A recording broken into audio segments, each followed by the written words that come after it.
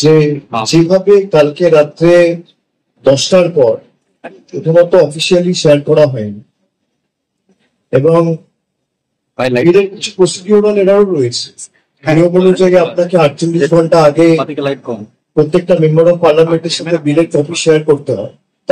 তারা বিল পড়বে, জানবে, তারপর সে বিল সমর্থন করবে না অপোজ করবে, সে নিয়ে পার্লামেন্টে আলোচনা হবে।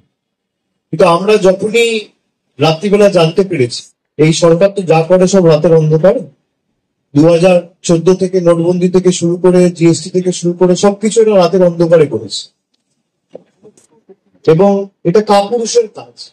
যারা কাপুরুষ তারা এইভাবে রাতের অন্ধকারে বিল এনে 10 ঘন্টা 12 ঘন্টার ব্যবধানে বিল ইন্ট্রোডিউস করার কথা ভালো।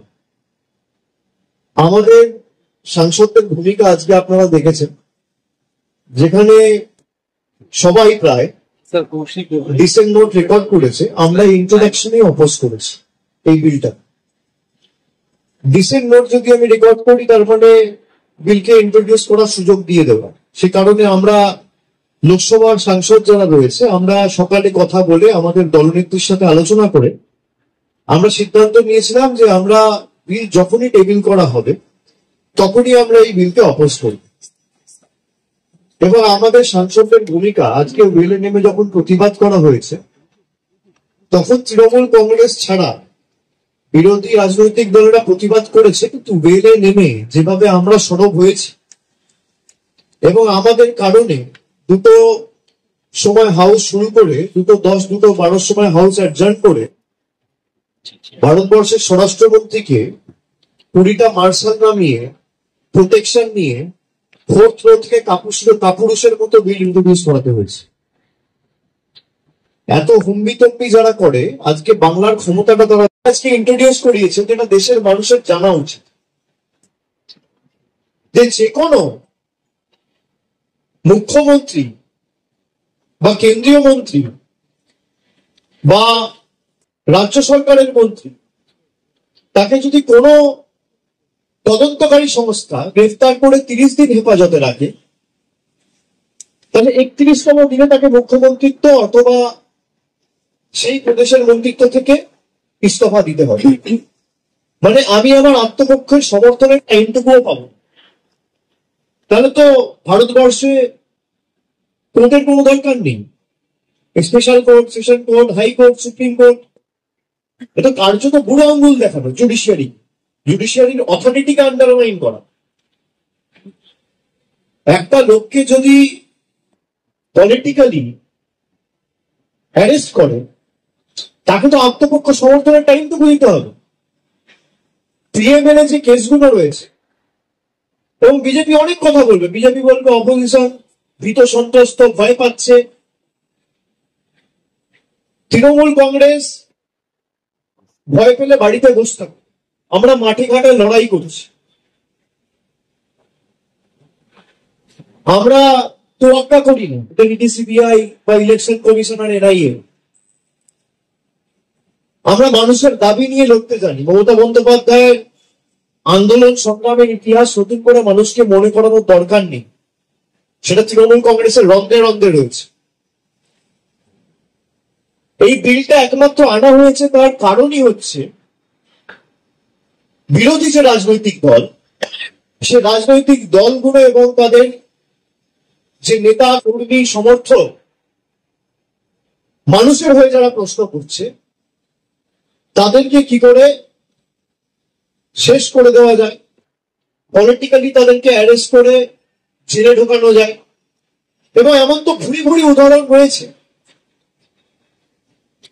বিজেপি কোন নেতা যদি অংশগ্রহণ করতে চায় ডিবেটে, ওরা ঠিক করুক না, একটা মঞ্চ ঠিক করুক। আমি তথ্য আপনাদের দিচ্ছি, গত 10 বছরে পার্লামেন্টের কোয়েশ্চেনে ফিনান্স মিনিস্ট্রির আনসার রয়েছে যে গত 10 বছরে 5892টা কেসে ইডি ইনভেস্টিগেশন করেছে। 5892টা কেস, তার মধ্যে কনভিকশন হয়েছে 8টা কেস। পার্সেন্টেজের নিরিখে 0.13%।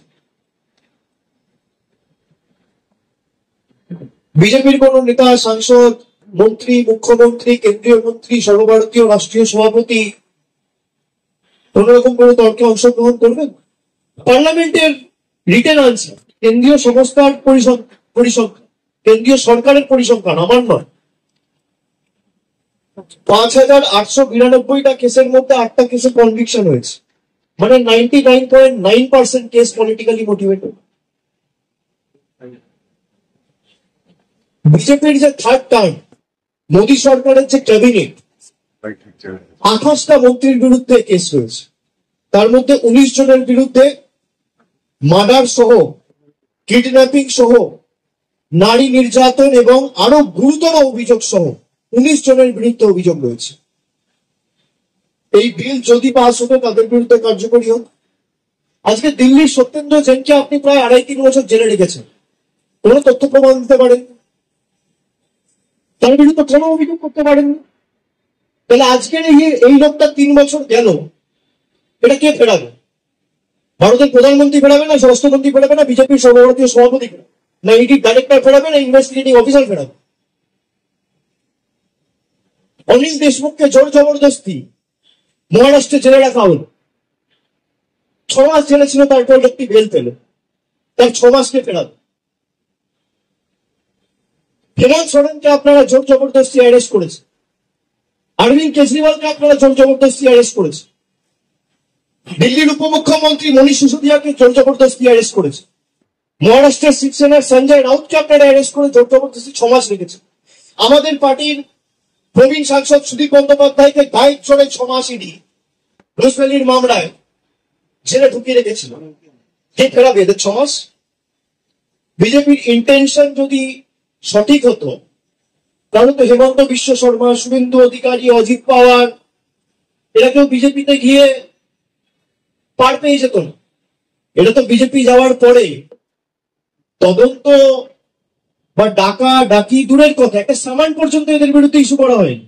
রাতারাতি সব ধোয়া তুলসী পাতা হয়ে গেছে, ওয়াশিং মেশিন।